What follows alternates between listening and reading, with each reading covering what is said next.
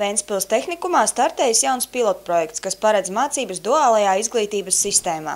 Lai to īstenotu, tika parakstīts nodoma protokols par jaunu mācību procesu uzsākšanu starp tehnikumu, uzņēmumiem, kas gatavi tajā iesaistīties, kā arī Ventspils pašvaldību.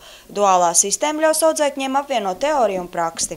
Viņi vienkārši neslimo ar galvu, jo loģiski, kad tehnikuma audzēkņi, izejot apmācību, šīs kapitāla sabiedrības iepazīst šos jaunos cilvēkus, un loģiski no tiem, kas pie viņiem ir iziet apmācību un pēc tam arī praksi, viņi no tiem var paņemt labākos.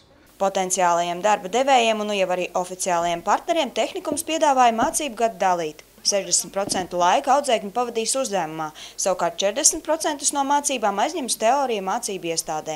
No šāda veida sadarbības ieguvējiem jābūt visiem. Pilsēta ir ieinteresēta uzņēmuma attīstībā un bez kvalitatīva darba spēka tas nav iespējams. Savukārt darba devēja apmāca savus nākotnes darbiniekus. Un audzēkņiem tā ir iespēja nodarboties ar savu potenciālo profesiju klātienē, iepazīstoties ar kolēģiem un uzņēmumu tradīcijām. Audzēkņiem tā ir arī lieliski iespēja vēlreiz kārtīgi pārliecināties par pareizu profesijas izvēli. Mēs plānojam pieņemt 6 cilvēkus, galvenokārt elektriķus, cilvēkus, kas strādā ar ventilācijas sistēmām un santehniķus, krāsotājus, flīžu licējus un galdniekus. Bet var būt arī pāris metāla apstrādes darbinieks, bet tos mazāk. Par šo projektu pirms pāris mēnešiem mūs informēja pilsētas pašvaldība. Tā mums ir iespēja kontaktēties ar jauniešiem, kuri nākotnē varētu kļūt par daļu no mūsu darba spēka. Lai mēs paši sev veiksmīgāk sagatavotu kadrus, un tā svarīgā lieta ir mūsu jauniešiem jau no agras jaunības likt saprast, kas ir kvalitāte, kādu to vēlās uzņēmēji, un faktiski to kvalitatīvo domāšanu jau jāiedzen ģimenē būtu, bet tā ir tehnikums, acīm redzot, ir pirmā vieta, kur mēs uzņēmēji varam iesaistīties ar savu pienesumu šai lietai un uzaudzināt paši sev kadrus un veiksmīgi attīstīties nākotnē. Uzņēmumi ir gatavi maksāt audzēkņiem un potenciālajiem darbiniekiem stipendijas. Tā kalpos kā papildu motivāciju darbam uzņēmumā. Savukārt darba devējs ir ieinteresēts ne tikai apmācīt darba ņēmēju, bet arī vēlāk iespējams to pieņemt darbā. Mēs jau esam līdz šim sadarbojušies ļoti bieži ar arotskolu un ņēmuši jau praksēs ilgākās, varbūt nekā pat parasti paredzēts skolnieks, un mums viennozīmīgi ir lielāks pienesums no tā kopējs un nākotnē skatoties nekā kaut kāda mīnus vai riski.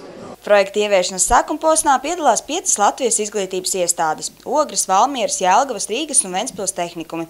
Izglītības un zinātnes ministrijas pārstāvis apgalvo, ka Ventspils tehnikuma piedāvājums ļāva šai mācību iestādē noslēgt līgumus ar visvairāk uzņēmumiem. Vairāki uzņēmumi man šodien arī nākot iekšā, un pirms mēs parakstījām šo nodomu protokolu, arī vaicāja, vai būs iespēja palielināt audzēkņu skaitu, jo ir pārvērtētas iespējas un interese par šo projektu pieaug.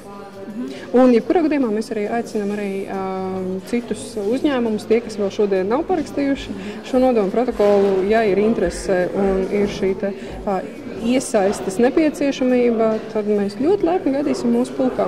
Tas pirmais aicinājums, kas tādā vienotā formātā arī nāca no Ventspils puses, ir šobrīd jau guvis tālāku izplatību. Un nākamajā nedēļā liela Latvijas profesionālo izglītības iestāžu direktoru un uzņēmēju grupa kopā ar Izglītības zinātnes ministrijas valsts sekretāru dodas uz Vāciju, pieredzes apmaiņā, tieši sarunā ar attiecīgi Vācijas izglītības un zinātnes ministriju, Vācijas darba devējiem, lai redzētu, kā tad īsti tas varētu veidoties tālāk gan Latvijā, balstoties uz vācu kolēģu pieredzes. Vēlmi kļūt par projekta partneriem izteikuši tādu uzņēmumu kā Bucher Sherling Baltica, Malmar Sheet Metal, Elektriķis, RK Metāls, Heitmans Konto Latvija, Latus Sardze, Volts un Ventspils elektronikas fabrika. Pilotprojektā plānots iesaistīt 27 tehnikuma audzēkņus, plānots strādāt ar metāla apstrādes, mehatronikas, inženiermehānikas un elektronikas programmām. Gita Mārtiņsone, Irina Kurgāna, Viņš Žodziņš, Kurzemes televīzija.